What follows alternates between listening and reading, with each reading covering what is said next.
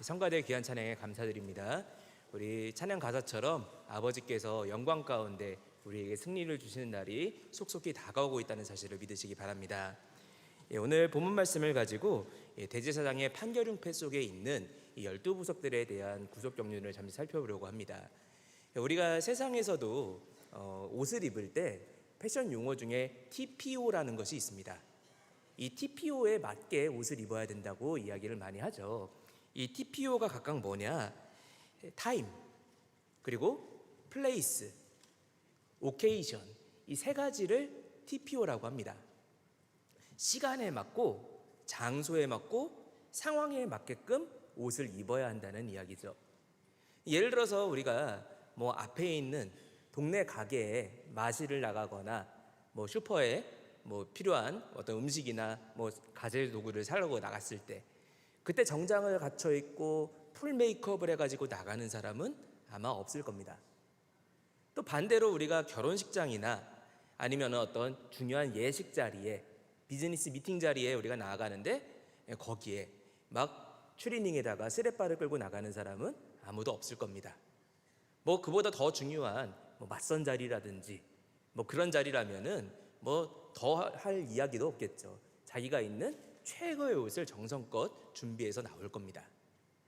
마찬가지로 우리가 그 주일날도 주일에 맞는 거룩한 의복을 입고 옵니다. 또 우리가 예전에 있었던 우리 교회 일들을 생각할 때 이 교회 나오면서 저희가 이 교회를 지키고자 같은 마음을 표현하고자 옷을 맞춰 입었었는데, 나 혼자 그날 파란 옷을 입고 오면은 쫙 주황색 옷 사이에 파란색 하나가 점 찍힌 것처럼 보여가지고 아마 굉장히 튈 겁니다. 마찬가지 이런 각자의 상황과 환경에 맞는 옷이 있다는 것이죠. 오늘 본문 말씀을 볼 때 대제사장에게도 이러한 필요한 의복이 있습니다. 그리고 그 의복에는 판결 흉패를 앞에 매서 그 흉패에 있는 보석들이 앞을 찬란하게 비추게끔 한 것을 볼 수가 있습니다.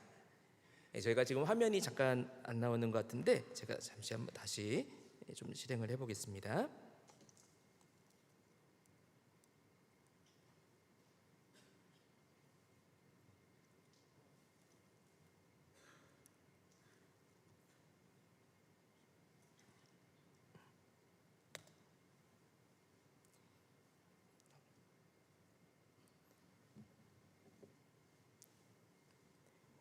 네, 그래서 일단 이어가면요, 이런 우리가 각자 필요한 예복의 어떤 모습이 있는 것인데, 우리가 그 어떤 장소에 정장이나 맞는 의복을 입고 나가는 것처럼 대제사장에게도 그 맞는 의복을 입어야 되는 필요가 있었습니다.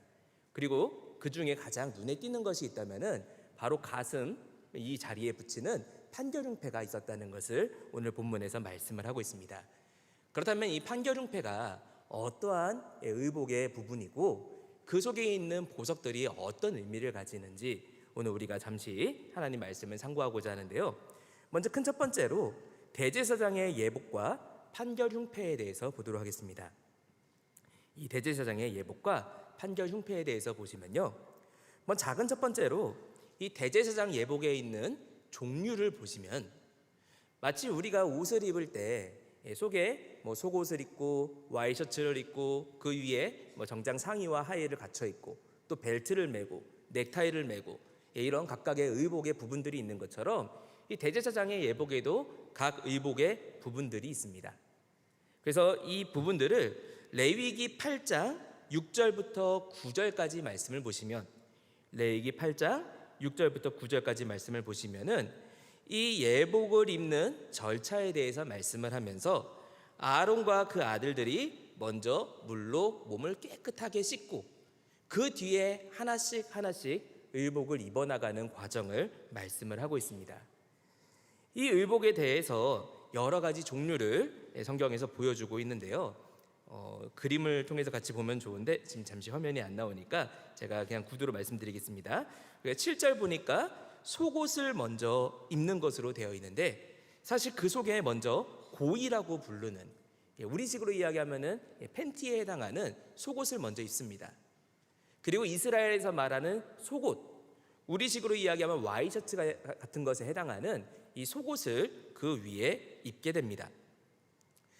이 속옷을 입은 다음에 그 위에는 에봇띠, 성경에는 그냥 띠라고 되어 있지만 단순한 띠가 아니라 에봇 무늬로 공교하게 짜놓은 형형색색의 띠를 두르게 됩니다.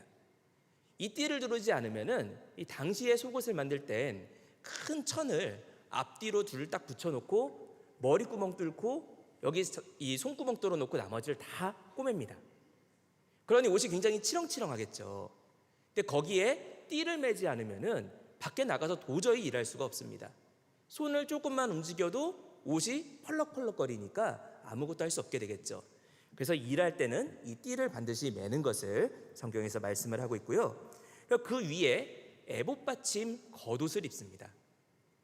이 겉옷은 파란색으로 생긴 완전 순청색의 위로부터 아래까지 하나로 만든 통옷입니다. 이 옷은 일반 제사장들은 입지 않고 오직 대제사장만이 입는 옷이 이 에봇 받침 겉옷이라고 성경은 말씀을 하고 있습니다. 그리고 그 위에 이제 에봇을 입습니다. 이 파란색 에봇 받침 겉옷 위에 이제 금실과 청실, 자실, 홍색실, 그리고 가늘게 꼰 흰색 배실까지 여러 개의 실들을 종합해서 그 위에 에봇을 입게 됩니다. 이제 화면이 나오니까 잠시 우리가 화면으로 보시면요. 자, 이렇게 에봇을 그 위에 갖춰 입게 됩니다. 이 에봇을 위에 입고 그 위에는 다시 판결용패를 또 매게 되죠. 이 판결용패가 바로 가슴 부분에 딱 위치하면서 그 속에 하나님의 응답에 대한 사인이 되는 우림과 둠밈을 넣어놓게 됩니다. 그리고 마지막으로 대제사장이 머리에 관을 씀으로써 대제사장의 예복을 모두 갖춰 입게 됩니다. 아까 우리가 봤던 이 레위기 8장의 내용은 대제사장의 아론이 처음으로 이 예복을 입는 엄청나게 중요한 역사적인 순간에 대한 기록인 것을 볼 수 있습니다. 이러한 예복에서 가장 눈에 띄는 부분이 있다면은 가슴에 붙인 판결흉패라고 할 수가 있습니다. 왜냐하면 이 흉패에는 형형색색의 보석이 12개나 박혀 있기 때문이죠. 우리가 이 판결흉패를 볼 때 이 판결흉패는 어깨에 있는 견대와 연결되어 있는데요. 이 가슴 부분에 딱 연결해 가지고 허리띠와 함께 묶어 놓은 것을 볼 수가 있습니다. 그러니 대제사장이 어디를 가든 아니면 몸을 확 옆으로 돌린다고 해서 판결흉패가 덜렁덜렁거리는 게 아니라 항상 가슴에 딱 달라붙어 있게 되는 것이죠. 특별히 29절 말씀 보니까 출애굽기 28장 29절 말씀 보니까 아론이 성소에 들어갈 때는 항상 이 판결흉패를 가슴에 패용해서 하나님 앞에 이 12보석이 빛나게 해야 된다라고 말씀을 하고 있습니다. 어떤 상황에서도 이 판결흉패를 항상 가슴에 패용하고 있는 것입니다. 이 판결흉패는 바로 우리를 잊지 않으시는 하나님의 사랑을 보여줍니다. 하나님께서 우리가 사랑하는 자녀나 아니면 사랑하는 대상을 가슴에 꼭 안는 것처럼 이 12보석에 들어있는 이스라엘 12지파 하나하나를 품에 꼭 끌어안으시고 그 자리를 보호하신다는 표현이 되겠습니다. 그래서 이 대제사장이 잊어버리지 않고 판결흉패를 매는 것처럼 하나님께서도 우리의 이름을 절대로 잊어버리지 않으시고 손바닥에 새기고 있다라고 이사야 49장 15절부터 16절 말씀과 아가서 8장 6절에서 분명하게 말씀하고 있습니다. 오늘날 우리 평강성도 모두의 이름을 아버지께서 아주 분명하게 새겨주시되 가슴에 품으시고 절대로 떼어놓지 않으신다는 복된 은혜의 사실을 믿으시기 바랍니다. 여기 새긴다는 말이 굉장히 중요합니다. 이 돌에 글자를 새겨놨으니 보석의 글자를 새겨놨으니 여기에 지우개를 갖다가 지운들 혹은 흰색 화이트로 그 위를 칠한들 글자가 사라지지 않습니다. 새긴다는 것은 그 글자가 절대로 없어지지 않는다는 표현입니다.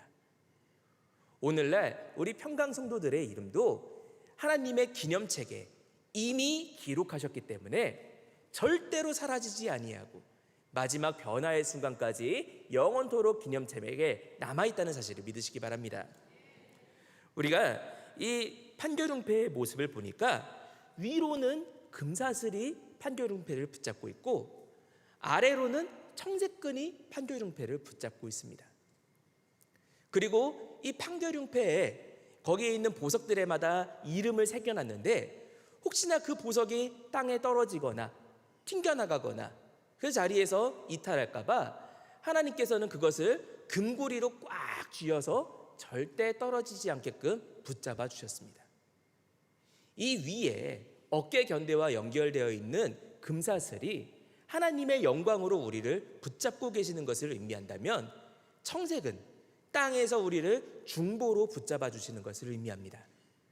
하나님께서 우리를 위로 아래로 분명하게 붙잡아 주시기 때문에 우리를 어떠한 환난이나 공고나 어려움이 온다 할지라도 아버지의 사랑에서 결단코 끊을 수 없다는 사실을 믿으시기 바랍니다. 그렇다면 이 판결흉패와 그 속에 있는 12이름에는 어떤 의미가 있을까요? 우리가 큰 두 번째로 판결흉패와 12이름에 대해서 살펴보자면요, 이 대제사장의 예복에 12이름이 기록되어 있는 부분이 두 군데가 있습니다. 바로 어깨에 있는 어깨 견대의 호마노에 양쪽에 각각 6개씩 이름이 기록이 되어 있고요, 판결흉패의 12보석에 보석마다 하나씩 이름이 기록돼서 12개의 이름이 기록되어 있습니다. 이 각각의 이름을 우리가 살펴보면요, 먼저 작은 첫 번째로 어깨에는 12아들의 이름을 기록하였습니다.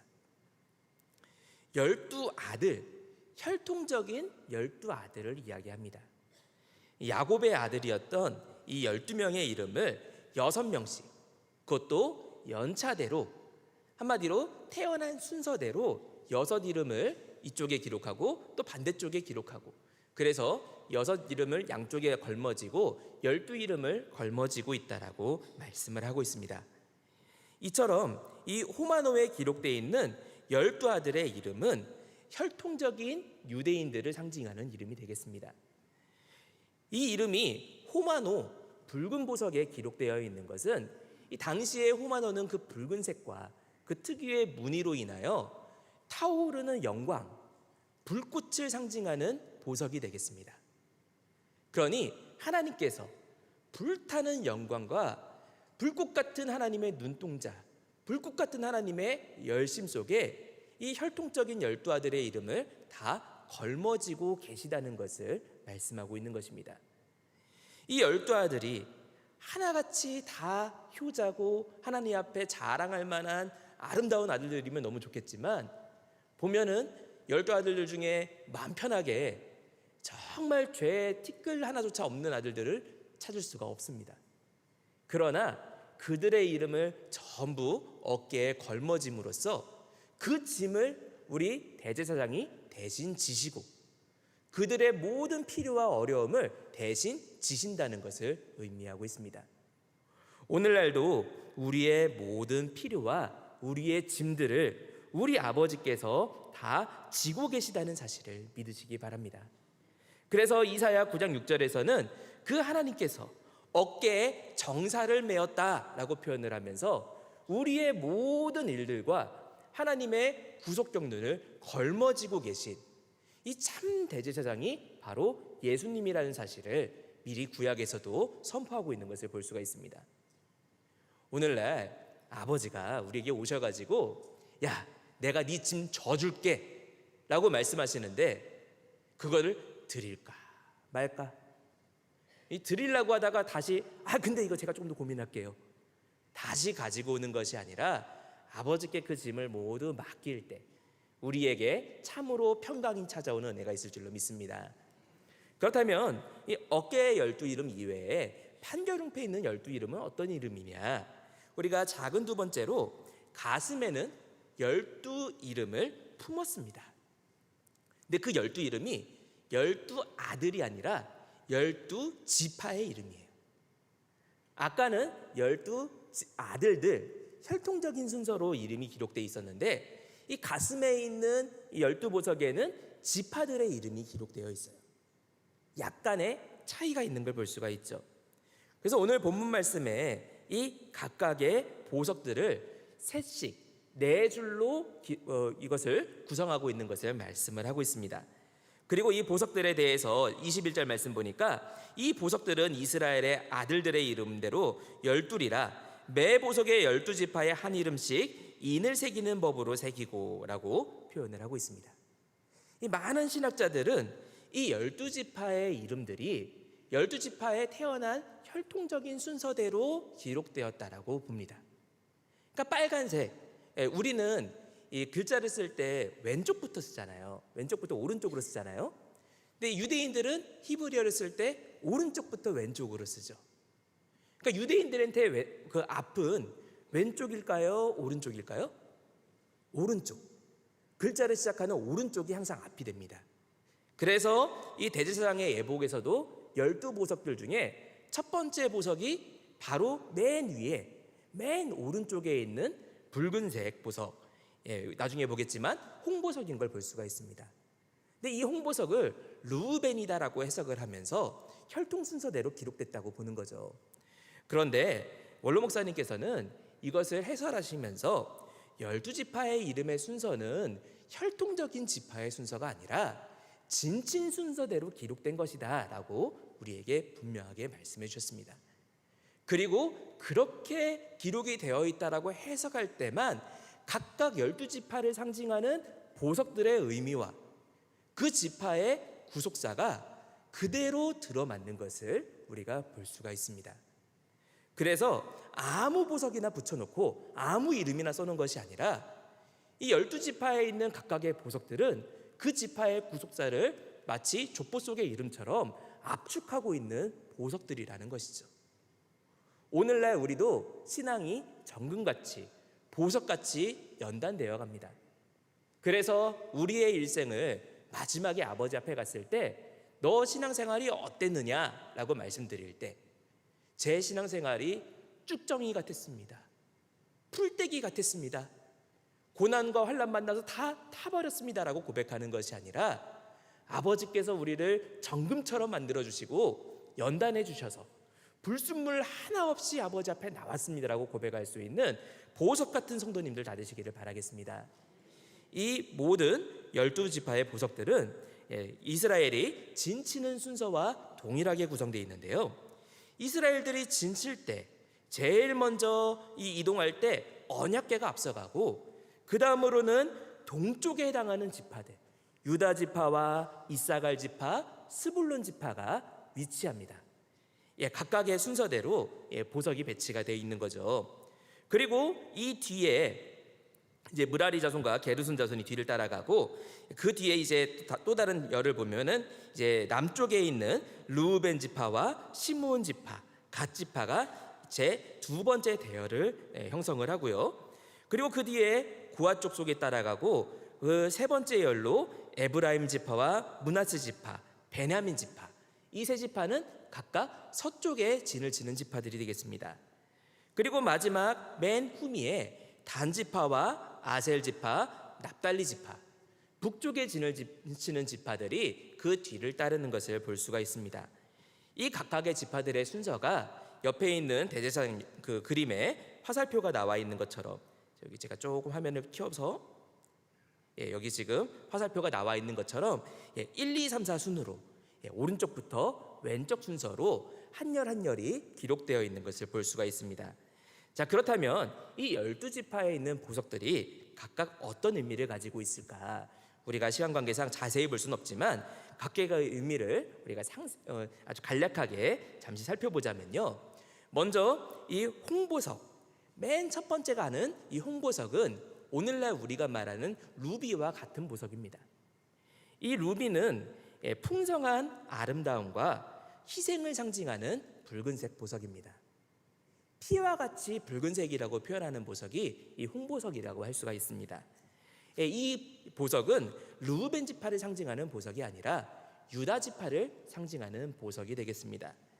왜냐? 이 유다 지파를 향해서 야곱이 축복하는 모습을 보니까 야곱이 이 유다 지파가 받는 복을 그 옷을 포도주에 빨며 그 복장을 포도즙에 빨리로다. 아니, 생수로 갖다가 빨래하는 것도 수도세가 엄청나게 나오는데 물로 빠는 정도가 아니라 포도주로 세탁을 하고 목욕을 한다는 이야기예요. 그러니 그 받는 물질적인 축복이 얼마나 큰지를 분명하게 선포하고 있는 것입니다. 그러나 이것은 단순히 물질적인 축복에서만 끝나는 것이 아니라 이 포도주 색깔, 오늘날은 흰색 포도주도 있고 빨간색 포도주도 있고 보라색 포도주도 있고 다양한 색깔들이 있지만 이스라엘에 나는 포도는 적포도입니다. 새빨간색으로 피와 같은 색깔을 가지고 있죠. 그래서 이 포도주로 옷을 빤다는 것은 예수 그리스도의 보혈로 옷을 빠는 역사를 이야기합니다. 바로 이 유다 지파가 예수님이 오시는 길을 예비하면서 보혈로 옷을 빠는 이 귀한 역사를 예표하는 지파가 될 것을 미리 예고하고 있는 것입니다. 또한 이 보석은 십자가 보혈로 죄사함을 입고 하나님의 은혜의 풍성함을 누린 자들만이 하나님의 가슴에 안겨서 우리가 성소 안에 들어갈 수 있다는 사실을 분명하게 선포하고 있는 것입니다. 그 옆에 있는 이 보석을 보니까 황옥, 오늘날로 토파즈라고 부르는 노란색 보석이 있습니다. 이 보석은 이사갈 지파의 상징 보석이 되겠습니다. 이 이사갈 지파를 의미하는 이유가 뭐냐? 이 황옥은 그 당시의 의미가 계속 찾는다라는 뜻에서 유래가 되었습니다.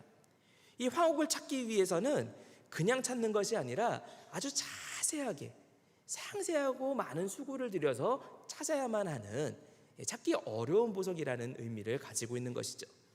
그러다 보니 숨겨진 장소, 그리고 그 장소에 찾아낼 수 있는 지혜, 그 지혜 끝에 있는 아름다움을 상징하는 보석이 이 황옥이 되겠습니다. 이사갈 지파는 이 보석의 의미와 같이 그 야곱을 통해서 복을 받을 때나 모세를 통해 복을 받을 때나 양의 우리 사이에 꿇어앉은 건장한 나귀 혹은 장막에 거하는 자, 이런 축복을 받았습니다. 이건 무슨 말이냐? 나귀를 타고 우리가 저 멀리 다른 나라로 가지는 않습니다. 나귀는 우리 마을 안에서 짐을 싣고 왔다 갔다 할 때 쓰는 게 나귀죠. 우리 교회도 여러 트럭들이 있는데 그 트럭들이 주로 교회 안에서 여기저기 짐을 옮길 때 많이 사용되지, 그 트럭을 타고 멀리 부산까지 가는 것은 굉장히 운전하기가 어렵고 불편합니다. 마찬가지로 이 나귀라는 표현은 이스라엘 지파 안에서 내정과 그 안을 돌보면서 복을 성취해 나가는 지파라는 의미를 가지고 있습니다. 또한 이러한 지파가 이 보석이 가슴 안에 안겨 있는 것은 하나님의 일을 위해서, 오늘날 우리도 교회 안에서 헌신하고 수고하는 사람들이 있는 것처럼 이러한 자들이 아버지 품에 안길 수 있다라는 진리를 우리에게 가르쳐 주는 것이죠. 또한 그 옆에 보니까 녹주옥이라는 보석이 있습니다. 이 녹주옥은 오늘날 에메랄드에 해당합니다. 이 녹주옥에 해당하는 지파는 스불론 지파인데요, 이 당시에 녹주옥은 바다를 상징하는 보석입니다.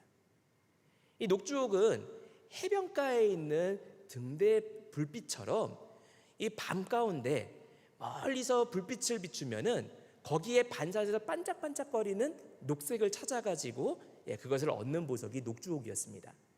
그러다 보니 녹주옥의 색깔이나 또 녹주옥의 그 찾는 방법이 바닷속에 있는 등대와도 같다라고 해서 등대를 상징하는 보석이 이 녹주옥이 되겠습니다.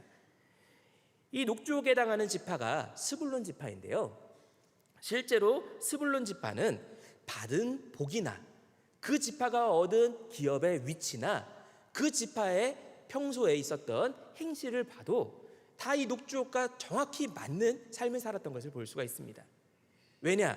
이 스불론 지파는 바로 지중해 해안가에 거하는 지파로서, 이스라엘의 북쪽에 있는 해안가에 거하는 지파로서 이스라엘의 유명한 항구들이 다 이 스불론 지파에 있습니다. 그래서 아까 앞서 이야기했던 이사갈 지파가 이스라엘 안쪽에 스불론 지파로부터 온 여러 가지 해상 무역의 결과물들을 나르는 지파들이었다면은, 이 스불론 지파는 해외에 있는 여러 가지 좋은 것들을 가지고 또 또 이스라엘에는 많은 의로운 것들을 해외로 공급하는 역할을 했던 것이 바로 이 스불론 지파가 되겠습니다. 오늘날도 교회에는 안에서 일하는 사람이 있고 또 교회 밖에서 나가서 증거하는 자들이 있습니다. 오늘날 우리 평강제일교회 구속사 말씀도 평강제일교회를 통해서 우리가 또 선포하고 증거하고 안에 수고하고 헌신하는 것이 있는가 하면은 또 그 하나님의 사람께서 세계 곳곳에 또 국내 곳곳에 세우신 각각의 말씀의 전초기지마다 확장의 역사를 거듭하면서 구속사 운동을 함께하고 있는 가운데 있습니다. 마치 이 하나님의 사랑을 상징하는 대제사장의 품에 이 두 보석이 안겨 있는 것처럼 하나님의 일에 수고하는 우리 모든 평강성도들의 이름을 아버지께서 품고 계시다는 사실을 믿으시기 바랍니다. 우리 그 다음 열을 보니까 밑에 이제 두 번째 열을 보시면은 르우벤 지파와 시므온 지파 그리고 갓 지파를 상징하는 세 가지 보석이 기록이 되어 있습니다. 먼저 르우벤 지파를 상징하는 네 번째 보석인 성류석이 가장 오른쪽에 위치하고 있죠. 이 성류석도 바다를 상징하는데 아까 녹죽은 아름다운 해변가의 그 바다를 상징합니다. 반면에 이 터키석에 해당하는 성류석 여기에는 무늬가 막 새겨져 있는데 이 무늬가 마치 파도가 넘치는 것 같은 모양을 가지고 있어서 물의 끓음, 파도를 상징하는 보석이 이 터키석이 되겠습니다. 실제로 이 르우벤은 물의 끓음 같은 아주 파도가 요동하는 것 같은 혈기 때문에 원래 받아야 할 장자의 복을 놓치고 말았던 사람이었던 것을 볼 수가 있습니다. 그리고 이 파도가 계속 있는 것이 아니라 순식간에 그 자리에서 지나가고 사라지고 마는 것처럼 모세 때 모세의 축복을 보면은 르우벤 지파가 살아남기를 없어지지 않기를 기도했던 것을 볼 수가 있죠. 우리는 이러한 르우벤 지파의 보석과 역사를 통해서 요동하는 물결은 뒤로 후퇴하고 흩어지고 만다는 그런 경고를 받게 됩니다.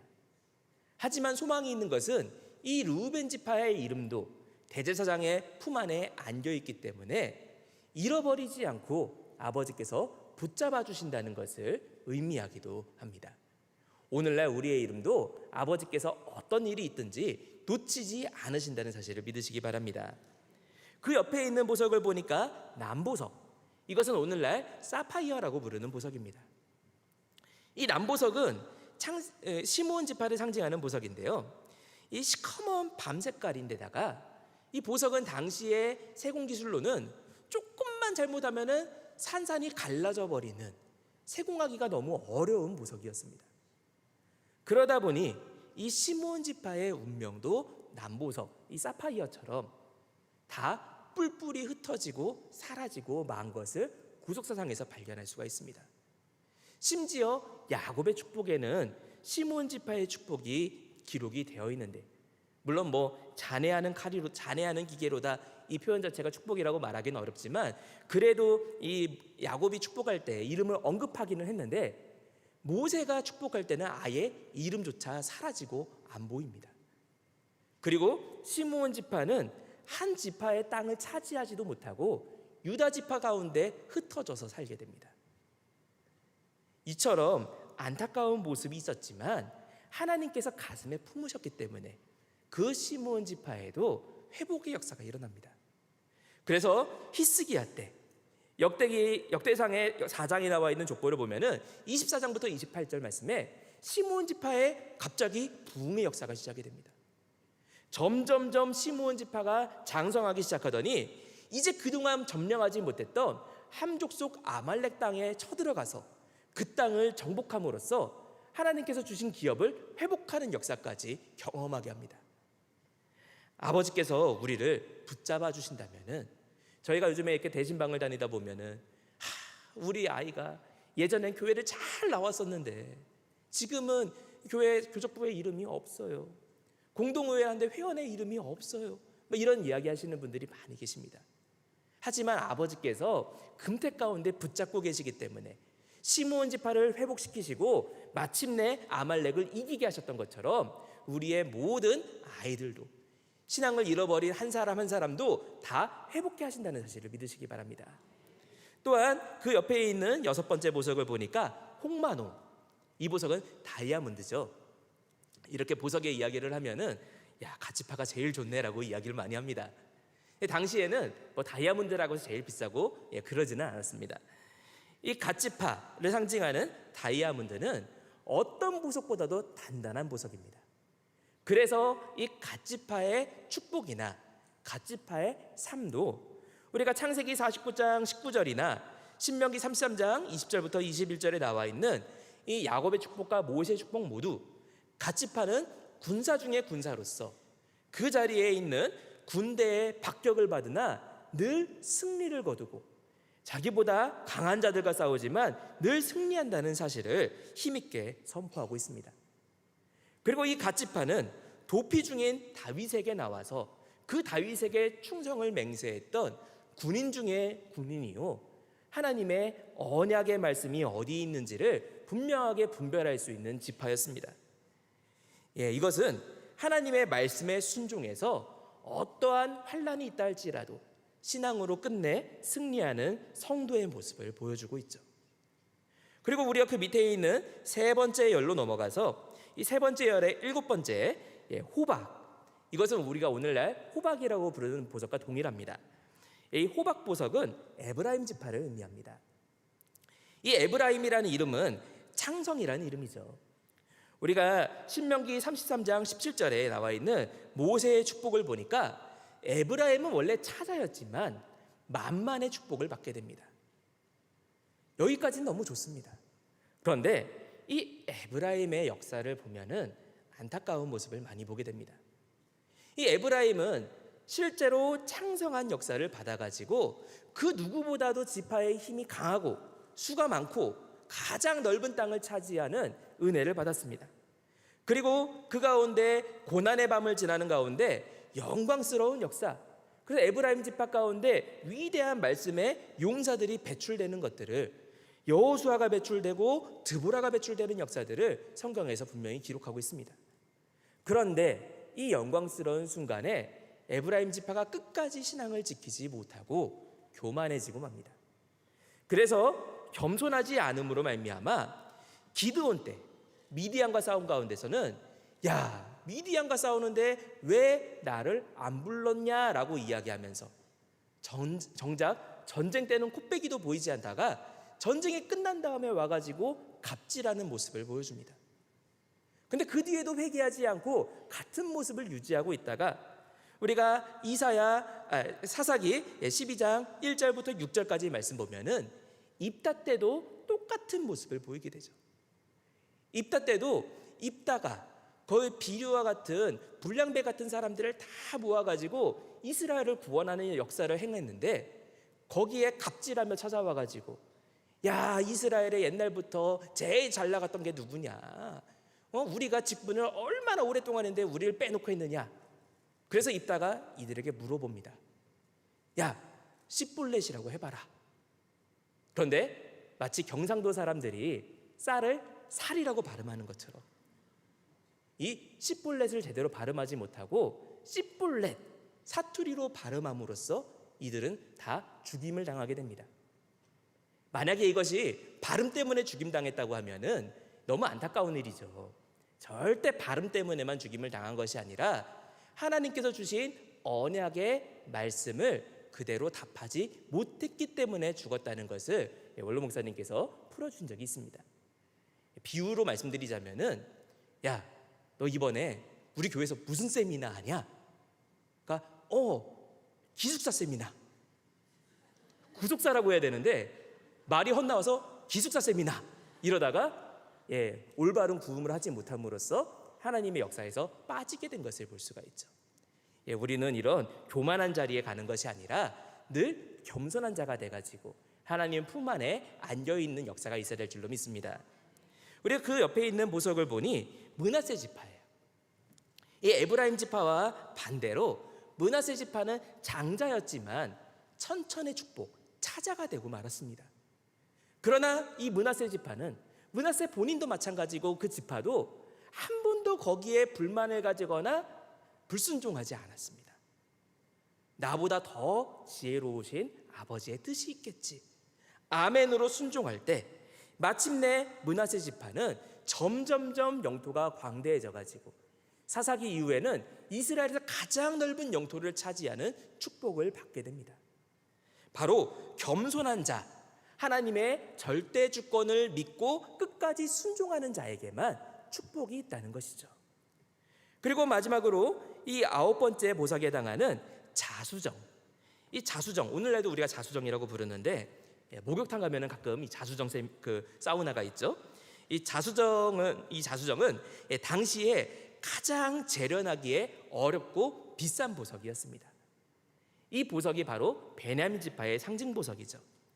창세기 49장 27절이나 신명기 33장 12절 말씀 볼 때 이 자수정의 모습이 베냐민 자체의 모습과 그 지파의 모습과 동일한 것을 볼 수가 있습니다.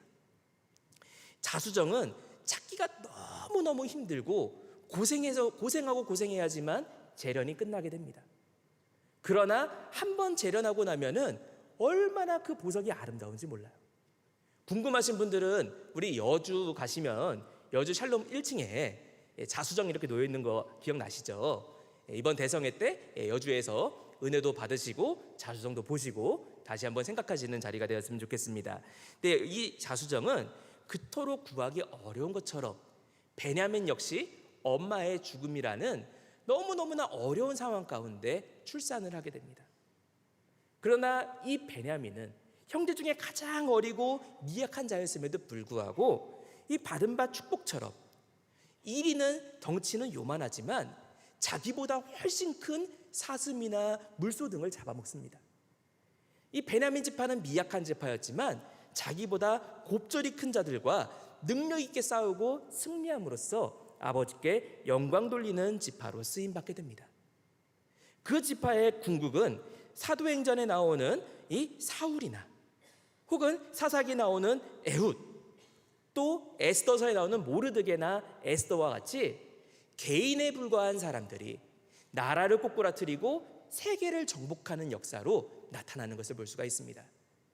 오늘날 우리도 한 사람에 불과하고 우리가 한 교회에 불과한다 할지라도 아버지께서 약속하신 베냐민과 같이 우리보다 훨씬 큰 열방을 꼬꾸라뜨리고 승리할 수 있는 아버지 말씀에 능력이 있다는 사실을 믿으시기 바랍니다.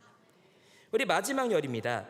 이제 10번째 보석인 녹보석. 이것은 오늘날 베릴이라는 보석인데요. 이 보석은 단지파의 상징 보석이 되겠습니다. 단지파는 창세기 49장 16절부터 17절 말씀 볼 때 이스라엘의 지파같이 한 지파같이 그 백성을 심판하리로다. 단은 길의 뱀이요 첩경의 독사다라고 말씀을 하고 있습니다. 뱀도 자기보다 덩치가 큰 사냥감을 잡습니다. 그러나 이리가 그래도 정정당당하게 이 상대방을 공격해가지고 꼬꾸라뜨리는 것과 다르게 뱀은 상대방을 급습하고 기습해가지고 또 독을 통해 갖고 상대방을 꼬꾸라뜨립니다. 이 모습이 단의 모습과 똑같다는 것이죠. 이 단지파는 하나님께서 주신 자리를 그대로 기업으로 하지 않고 단지파만 사사기 때 자기 멋대로 다른 동네에 가고 라이스 땅을 점령하고 거기를 단지파의 땅이라고 선포합니다. 이처럼 자기 멋대로 뛰노는 사자 새끼와 같은 삶이 단지파의 삶이었습니다. 그래서 하나님의 징계 가운데 점점 세력이 감소하다가 역대기에는 아예 이름이 기록되지가 않았습니다.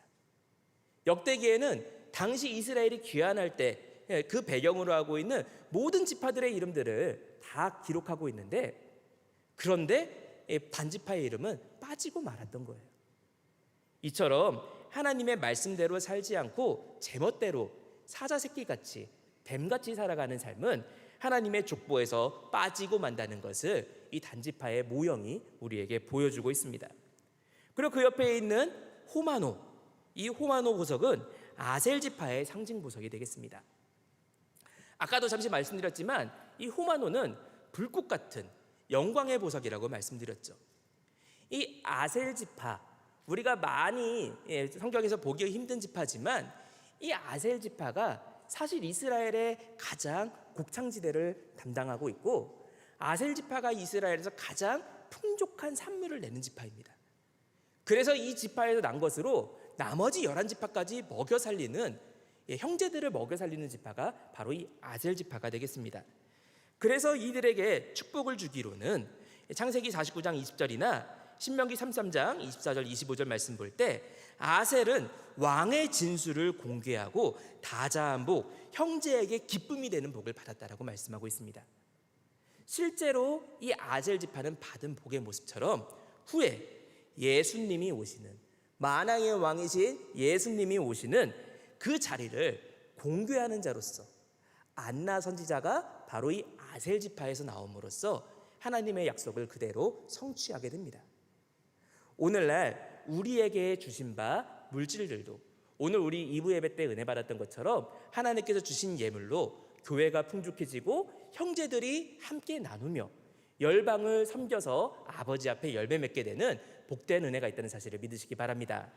이제 마지막 보석입니다. 마지막 12번째 보석은 이 벽옥, 우리 오늘날 자스퍼라고 부르는 보석입니다. 이 보석은 납달리 지파죠. 이 벽옥은 맑은 녹색으로 하늘이 너무너무 푸르른 그러한 모습을 상징하는 보석이 바로 벽옥입니다.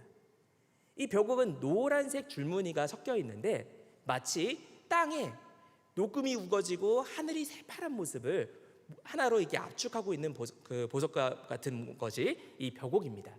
그러다 보니 납달리에 대해서 이 벽옥의 모습이 쓰이면서 납달리가 바라는 아름다운 소리, 실제로 납달리 지역에 예수님께서 갈릴리에 거하시면서 가장 많이 전도 활동하시고 가장 많이 말씀을 증거하신 지역이 바로 이 납달리 지파 지역입니다. 그래서 복음을 상징하는 지파가 바로 이 납달리 지파죠. 이 복음만큼 아름다운 소리가 없는 것처럼 천국의 말씀을 압축하고 있는 보석이라고 할 수가 있겠습니다. 그래서 요한계시록 21장 11절이나 18절 말씀에 천국을 상징하는 보석이 첫 번째로 쓰이는 것이 늘 벽옥이라는 사실을 볼 수가 있습니다. 오늘날 우리는 하나님의 천국 복음을 받은 자들로서 우리의 말이나 행실이 늘 천국의 모형으로 나타나는 귀하고 복된 은혜가 있기를 간절히 바라겠습니다. 우리가 이 12지파의 보석들의 소결론을 맺자면은 이 가슴에 있는 12지파, 이것은 우리가 12지파 중에 나는 유다 지파 할래, 나는 므낫세 지파 할래, 나는 납달리 지파 할래 골라서 가지는 복이 아니라 성도가 가지고 있는 모습을 12가지로 표현하고 있는 것이 바로 이 판결융패에 있는 보석들이라고 할 수가 있습니다. 그래서 성도를 보석으로 삼아서 가슴에 품고 가장 귀하게 여기시는 하나님의 역사를 압축하고 있는 것이 이 제사장의 이 가슴에 있는 12보석인 것을 볼 수가 있죠. 오늘날 우리도 아버지의 가슴에 안긴 채로 아버지와 동행하는 삶을 살고 있다는 사실을 믿으시기 바랍니다. 그렇다면 마지막 결론으로 아버지가 기념하시는 이름에 대해서 보고서 우리가 모든 내용을 마무리하도록 하겠습니다. 이 대제사장이 성소에 들어갈 때 꼭 해야 되는 것이 있다면 바로 이 판결융패를 가슴에 매서 이 성소에 들어갈 때마다 그것을 보이는 것이 대제사장의 의무요 사명이었습니다. 출애굽기 28장 29절 말씀에 성소에 들어갈 때 이 판결융패를 가슴에 붙여 여호와 앞에 영원한 기념을 삼으라라고 말씀하고 있죠. 이것은 예수님께서 우리의 이름을 마치 암탉이 날개 속에 가슴 속에 자기 새끼들을 품는 것처럼 품고 우리를 하나님의 세계 안에 이끌어 가신다는 것을 상징하고 있습니다. 그러나 대제사장에게는 한계가 있었습니다. 하나님의 임재를 상징하는 지성소가 있는 곳에 나아갈 때는 이 대제사장의 예복을 입고 판결융패를 맨 채로 가는 것이 아니라 다 벗어놓고 흰색 옷을 입고 나아가야만 했습니다. 왜냐? 대제사장조차 인간이고 죄인이기 때문에 도저히 그들을 걸머지고 하나님 앞으로 중보 사역을 하기에는 부족한 한계가 있었던 것이죠. 그러나 우리의 참 대제사장이 되시는 예수 그리스도께서 우리를 가슴에 품고 안으시고서 십자가에 달려 죽으실 때, 십자가에 달려 죽으시는 순간에 휘장이 반으로 쪼개지면서 지성소로 가는 길이 환하게 열렸습니다. 그리고 대제사장이신 예수 그리스도께서는 흰옷으로 갈아입고 지성소에 들어가시는 것이 아니라 예수 그리스도로 말미암아 12 아들들의 이름을 다 품고 지성소 안에 힘차게 들어가셨습니다. 그로 말미암아 그 품에 안겨 있는 우리도 아버지 앞으로 나아가는 축복을 받게 되었다는 사실을 믿으시기 바랍니다. 우리가 레위기 16장 4절 말씀을 참고해 볼 때 대제사장은 흰옷을 입고 들어갔던 것을 볼 수가 있죠. 오늘날 우리는 아버지께서 우리의 이름을 영원한 기념으로 삼아주시고 아버지가 계시는 지성소까지 우리를 품고 들어가 주셨기에 아버지를 만나는 자리까지 우리가 예수 그리스도의 중보로 나아갈 수 있는 길이 환하게 열렸다는 사실을 믿고 열매를 맺으시는 우리 평강의 성도 모두가 되시기를 바라겠습니다. 우리가 이 마지막 요한계시록 결론인데요. 요한계시록 21장 10절부터 12절까지 말씀 볼 때 새 예루살렘에도 바로 이 12 이름이 빛나고 있다라고 말씀을 하고 있습니다. 또한 에스겔에게 주시는 여호와 산마의 이상 가운데서도 에스겔 48장 전체 내용을 보시면은 이 12지파의 명단과 12 아들의 명단이 각 기업과 성문의 이름에 기록됨으로써 아버지께서 그 이름들을 빠짐없이 데리고 들어가신다는 사실을 우리에게 분명하게 선포하고 있습니다. 오늘날 우리는 그 자리에 영광스러운 이름으로써 단이나 에브라임 같이 수치스러운 이름으로 그 자리에 간신히 구원을 얻는 것이 아니라 아버지 앞에 영광된 이름으로써 축복의 자격자로서 성문의 이름이 기록되는 놀라운 역사 있기를 주님의 이름으로 축원하겠습니다. 함께 기도하겠습니다. 사랑과 은혜가 충만하신 아버지 하나님 감사합니다. 아버지 은혜 가운데 저희들 한 사람 한 사람의 이름을 아버지의 가슴에 품고 아버지 은혜로 지성소까지 들어가게 하시는 은혜를 허락하여 주심에 감사드립니다.